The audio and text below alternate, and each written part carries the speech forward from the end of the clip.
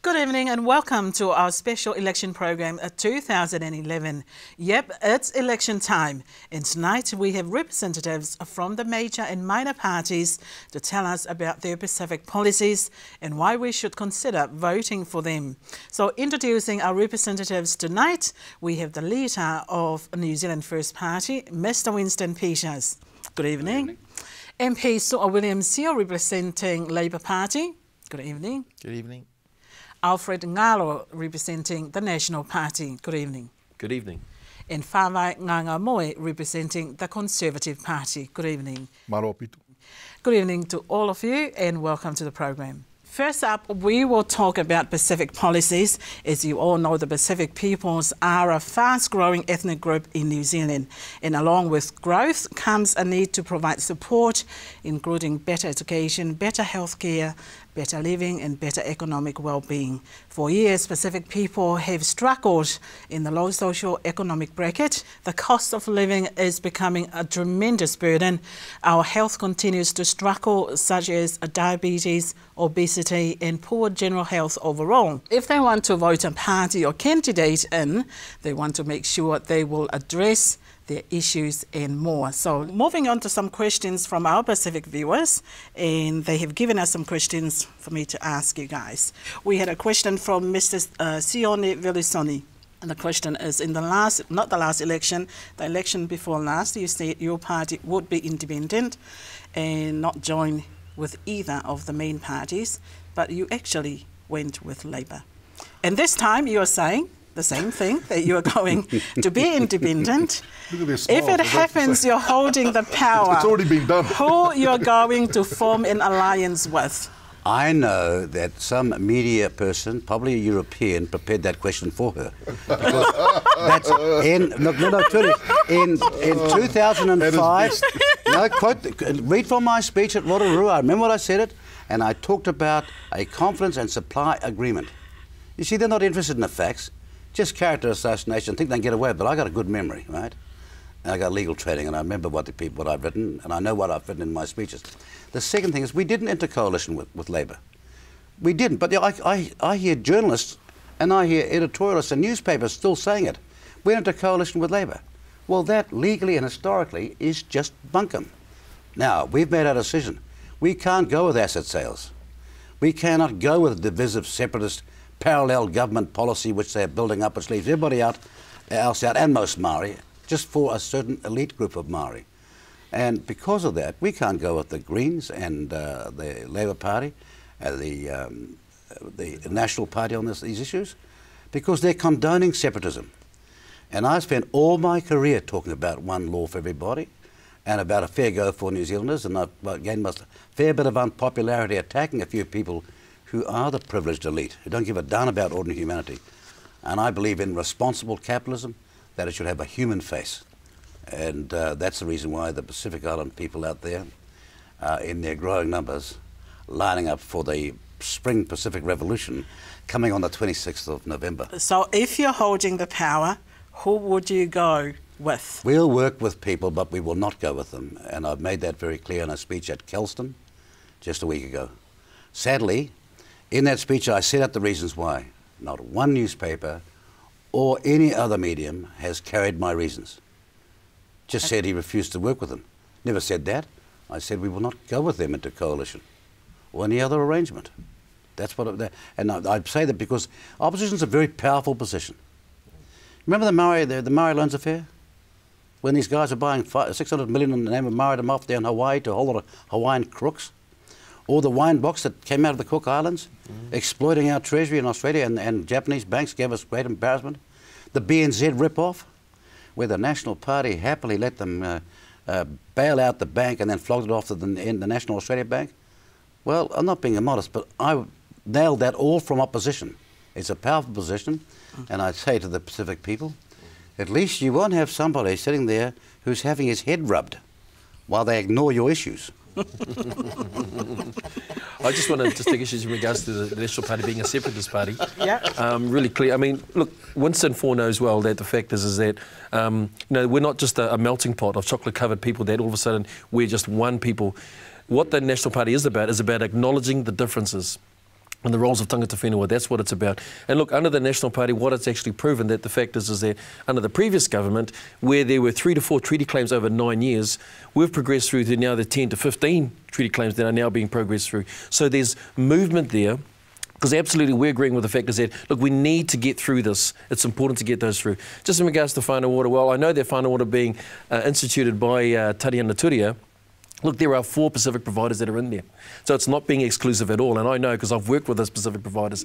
So, whānau ora, I can give you the facts. I can name you the actual providers that are there. Why would you have whānau ora unless it's for whānau? Well, no, hang on. If you actually look at it, I can actually name you I can name you the Pacific, and Sua knows these groups. And how do I know? Because I've actually worked with them under whānau ora. And so it is absolutely inclusive of all Pacific. So I just want to sort of rebut that to say that we've been an exclusive and separatist. Absolutely not. It's acknowledging the differences that we have within our I'll ask the last community. question to Winston Peters before you go. New Zealand First, your voice generally appears to be quiet in our Pacific communities. Is it time for our people to give up traditional voting and vote for your party, like a party like yours? I don't know who asked that question, but it's obviously a very wise and concerned person. And the answer is, look, I'm reasonable. We're New Zealand First is a very reasonable party. We say to the Pacific people, we are not concerned as to who you align up with on your electorate vote. We know you've got long-standing connections and what have you. But there's a storm clouds gathering on the horizon, and you need experienced people in Parliament who understand the Pacific and have the humanity to ensure that fundamental needs don't trickle down, because it's not trickle down, isn't it?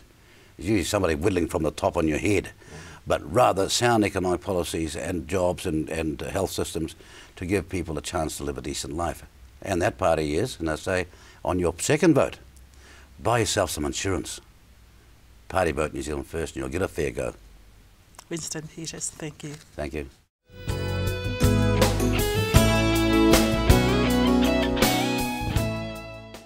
Tānega Cars, ai kautaha ka whiatokoni taha ki o tau kāinga tonga I loto o kalani. Kalau ke kautaha ka maa mo whakatu I honototongi, Tānega Cars. Whia mau ha 4-wheel drive, kalas ke heke whiunga moi kuonga, Tānega Cars. Ka pau ku ke whia mau ha ven na lahi whiunga mo ho family, toi mau pe moia me he Tānega Cars. Koia, kata ko telefoni mai rewa, he telefoni ua fitu noa, whanoa, pe ko hautonu mai ke whikatahiwa hala princesi o tahuhu. Ka pau mo whewhakatawa mo mea lere, I wā Tānega Cars I papa toe, pa mo mea mai ka te au, te wita whakatai ka wuka.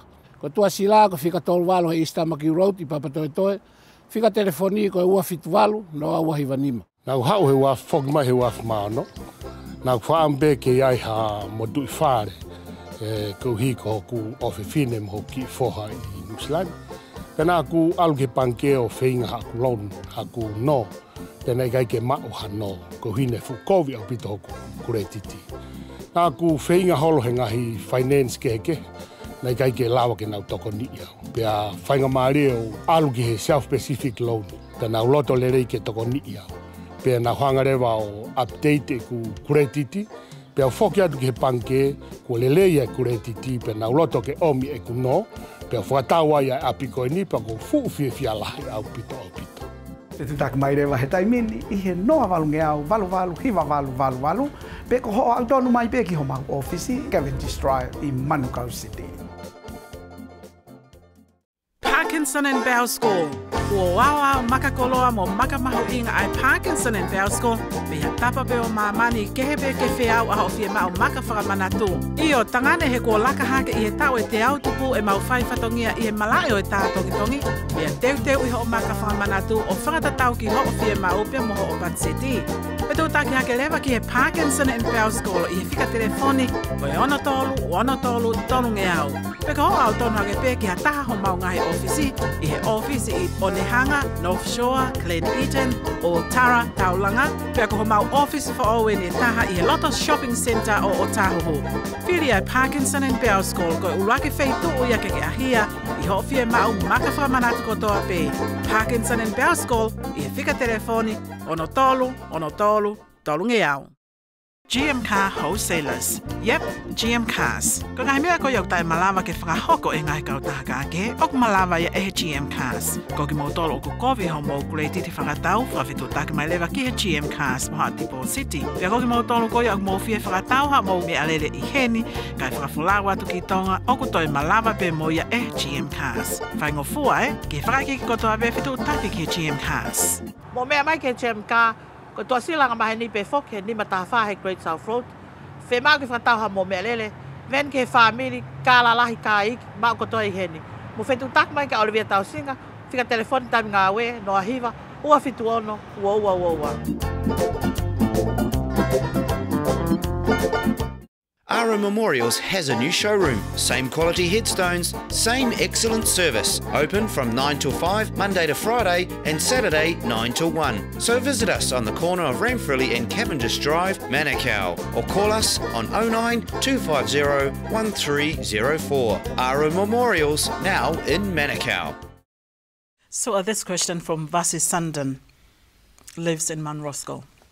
Pacific peoples often feel that Labour has used their vote to push forward agendas that do not benefit Pacific peoples. Example, civil unions, extreme far-left agendas. What do you say to that? Oh, no, I disagree with that. In terms of that particular policy, I mean, it's a policy that people need to look deep down into their own families and in the community that we live in. And there are people, whilst a minority, who do feel quite strongly about their lifestyle and the way they live their life. Now, I don't necessarily subscribe to that way of life, but I have my own way of life, which I hold dearly. But if I'm going to defend that way of life, I've got to be also prepared to defend the way of life of minority groups. And as I said, the Labour Party is a party that are made up of all groups of people, Māori, Pacific, Asian, women, youth, the rainbow sector, as well as local government and the elderly sector. And combined, we come together and try and get our heads together about what is best for the community. And what is best for the community is ensuring that all peoples, minority included, have certain fundamental human rights that should be protected and upheld. And that includes the rights of homosexuals, includes the right of the rainbow sector. Do you agree that Labour Party has got some kind of agendas? Oh, the Labour Party has an agenda in every election. And in this election, we're saying no to the sale of state assets. We're saying we will increase the minimum wage and fight the cost of living by removing GST of fresh fruits and vegetables, by not taxing the first 5,000 of income earned. We're saying that we would prioritise children and make that the better investment rather than the rich, and that we need to be investing in the healthcare of our young people, investing in their education, because the Pacific youth, whether other people like it or not, are the future leaders. And as more and more elderly people retire, there's less and less cohorts of young people replacing that. And it's in the Pacific communities and Māori communities that we need to invest in, pay more attention to, because it's that group of young people that are going to have to work to sustain the lifestyles of the growing population of New Zealand. That's our agenda for this year. And we're saying that the Labour Party is the only viable option to the government of the National Party. And the pathway that National is taking us through is not a pathway that supports working communities. Labour has always stood for working people. And the policies that we develop year in, year out comes from working communities. And sometimes they come from minority groups. And we've got to uphold those rights. And we debate those vigorously in our conferences and our meetings. And sure, there are some policies that people don't like, but nevertheless, we give people an opportunity to participate in that, in our debates. What do you want to say? Well, it's interesting, you know, just as Saul has been talking about, you know, they've made this an issue about the rich and the poor and the working and so forth. And one of the issues I want to say is that our welfare reform package is about working. It's about stimulating the economy and giving opportunities for work. So we do support the opportunities for work as well. Just in regards to asset sales, it's quite interesting. One of the things that we've known in New Zealand is that we often spend more than what we earn. We live beyond our means. And one of the things that's quite critical around, and people keep using the branding around asset sales, when in actual fact, this is around a mixed ownership model. Look, what we absolutely know, and those who are in business know about the economics and the factors, is that it's not about borrowing more in order to meet your needs that you have in your community. We know that you've got to utilise your assets, so you've got to live within your means. And the fact is that even though it's difficult times, you utilise your assets and you leverage your assets so that you can be able to meet the needs that you have for your community as well. So, and this mixed ownership model, in fact, we need to thank the Labour government because it's actually under them where they, first of all, they went one way where they sold lots of it off, and then they came back the other because they realised that a mixed ownership model in New Zealand is a great example of that. Where, look, this is what we can do. We can have 51% state ownership.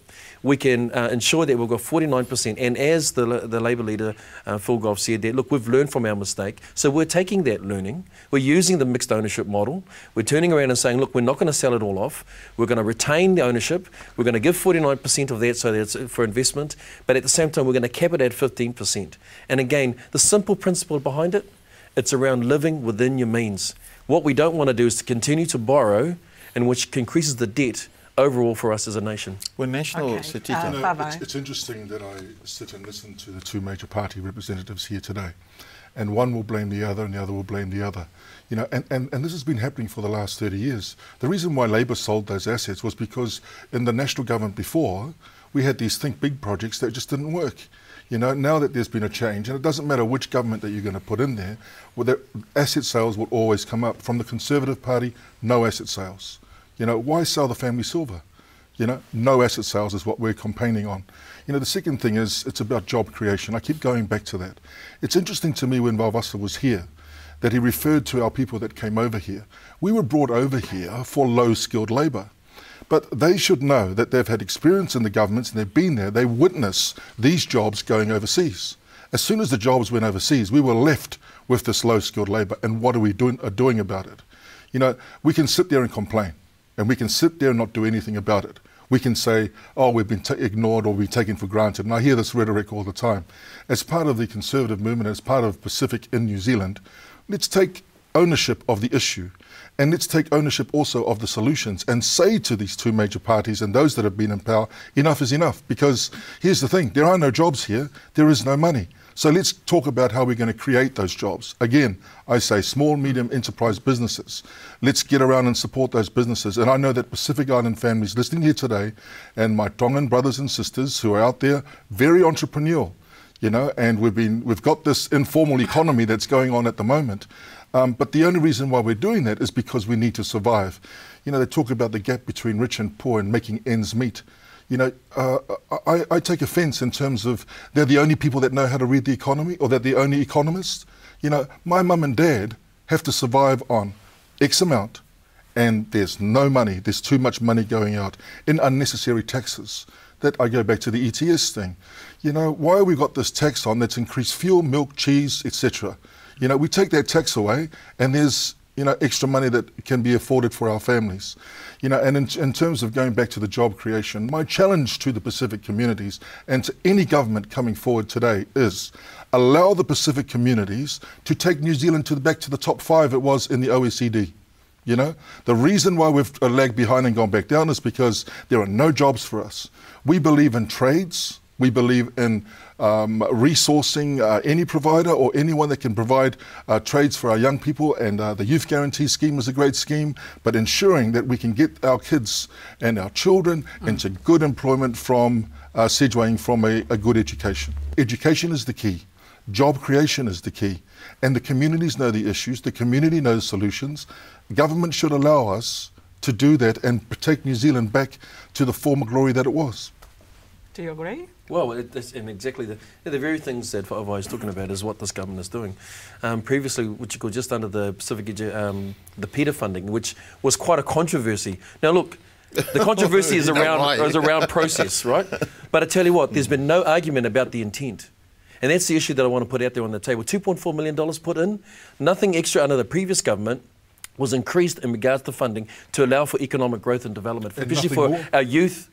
But it was put in there. So while everyone argued around the process, and there's a learning behind that, the intent absolutely was there. And look, I just wanted, in regards to the whole aspect of education, I don't agree with that. Education is absolutely not the key. Education is a tool. Look, you can write a book, you can build a bomb. That's what education does. Education with attitude is the key. And I just want to finish off with this, that, look, our Pacific appearance, our Pacific appearance, from the national our Pacific appearance. No. I said education with attitude. Yes. Education with attitude. Don't get that wrong. Education with attitude. And what does that mean? The reason I say this, what does that mean? Our Pacific appearance. This is what it means. When our Pacific appearance came in here, they were the labour force.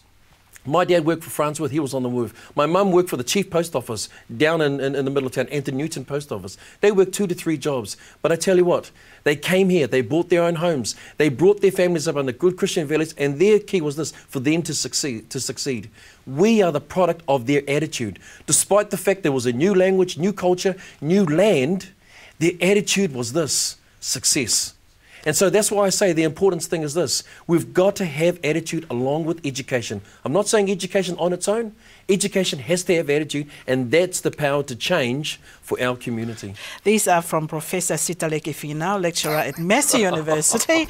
And will you be able to... Will you be able to... Okay. Will you be able to cross the floor to support motions relevant to Pacific well-being?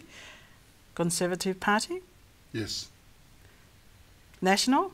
There's no yes and no answer to that. Unity for the party is absolutely important. There are some issues that, as a Pacific caucus, we would debate and discuss and take a position on. And the Pacific caucus at the moment is the Pacific candidates, MPs and Labour. We've attempted to try and bring in Pesita in some of those discussions, but he's national through and through, so he never turns up to those meetings. Okay, last question. And we are talking voting pay based on loyalty and tradition. And for years, our Pacific people have predominantly supported Labour, which has been very good for you guys. But Labour has appeared to be a party that has got in behind Pacific people. So the question is, I will first give it to you, National Representative, because traditionally our people have seen you as the party who does not really cater for Pacific people. What do you have to say to that? Well, I'd like to say that, under MMP, we'll slowly begin to see that actually our Pacifica people actually say there are other opportunities and avenues for us to vote. There are our Pacifica people, and Sua knows that under the previous election we had Pacific representation in United Future. So our Pacifica people are actually saying, look, previously, yes, we had a strong alliance, yes, because that was part of where we were and we came through, but we're now beginning to diversify and say, look, we've even got a new party in here with a Conservative Party. There are those that are actually Asanati Loletera, that's in the New Zealand First. So no longer do we have that one traditional way and view of actually who we want to support in their political party, and I would say that that's a healthy thing. Because we're maturing as a Pacifica people to say, look, there are a variety of different options that they may have. And look, not everyone's going to choose one way or the other. Traditionally, people would say to me, look, why are you going with that party? Because that's not a Pacifica party, that's a white party. And I said, well, no, actually, take away the whole aspect of trying to look at it from an ethnic lens. Look at it from the lens of what opportunities does that party provide for you. And when you look at that, then make your decisions. And so that's what I would encourage our Pacifica community. Step back. Don't look at what you've seen before, but look at what the opportunities are. Do those opportunities and those policies make a difference for you, your family, and your community? And if they do, then vote consciously. And that's the most important thing that I want to encourage our people to vote for. Thank you, Alfred. And for Conservative Party, you are new to our people and have been joined with Pacific Party. Obviously, you would not want them to vote traditionally. Why do you think Pacific people should vote for Conservative Party? Yeah, I'm quite excited about where we have evolved or come as a people here in New Zealand, firstly. I like the fact that there are a lot of Pacific peoples running. I like the fact under this system that there are more opportunities for us to articulate a voice and be advocates of those voices who have not been heard or been, taken for granted for a long time. I think there is a strong need, and this is born out of the fact that we've been, for the last 30 odd years, the last term in government as well, our our issues are not at the decision-making table. You know, you talk about immigration, you talk about the Office of Immigration, for example. You know, that was taken away. It's not there anymore, you know. I'd like to empower that. You talk about the Ministry of Pacific Island Affairs, set up to fail, you know. I'd like to see those guys being given some decent funding to do the work that they're meant to do, you know. And all along we're looking at them and we've been the most consulted people out, but we need more voices is the key that what I'm trying to say. And I'm excited about where we're at right now. In terms of the Conservative, the last thing I want to say is in the top 16 of our list, we have 4 Pacific people that are running. That's myself, Lee Tia Simpson, who's a Tongan at number 9. So you'll be happy to know all those purebred blood Tongans that there is a Tongan rep and she's running out in Tamaki. And so we're excited by that. And we know that the future is going to bode well for us because we know this is a step in a movement that's going to change. Whose time has come and that it's important for us to get out there and take this opportunity and to not look at it as hey, this is the be-all, end-all, but that there are available, viable options that are available to our people. And I think you should choose Conservative because during tough times you need a Conservative approach. Thank you, Pavai. And for you, lastly, for Labour, one can argue that you have ridden the Pacific traditional vote for many years. Should this continue? And do you currently have the Pacific issues still at heart? Well, look, I think if you understand why Pacific people vote Labour and the history of it, I mean, the 1935 first Labour government was the Labour government that set the foundation for free education, free housing, free healthcare, and free housing and healthcare for all people. That became the foundation for subsequent governments to follow. All of that is now under threat. But traditionally, people will know that Labour's always stood for working communities. And it's been the Labour Party that has always stood and worked alongside the Pacific community for many, many years. But I do agree that it is healthy for our Pacific communities to participate in the electoral system. And as much as I encourage young people to join the Labour Party, I also encourage them to join other mainstream parties which their views might align with, particularly the more educated, but never forgetting their roots. I've never supported a Pacific party because I don't think that that's the way forward for Pacific communities. But I also say to the Pacific community that when you get involved in politics, don't just go to stand for positions.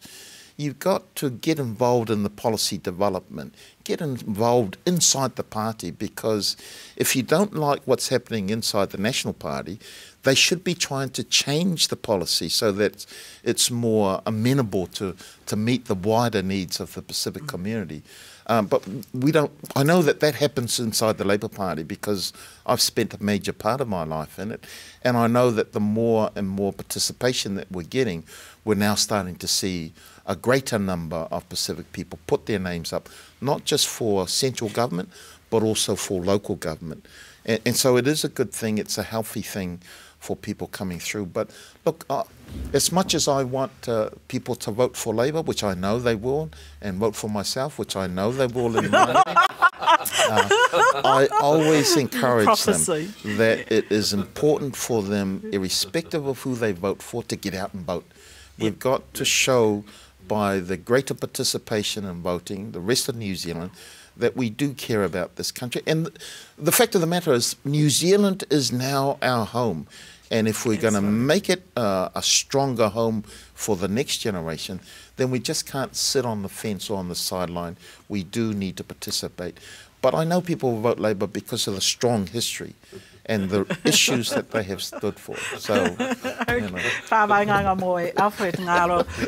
So, William, CEO, thank you for your time. Thank you very much.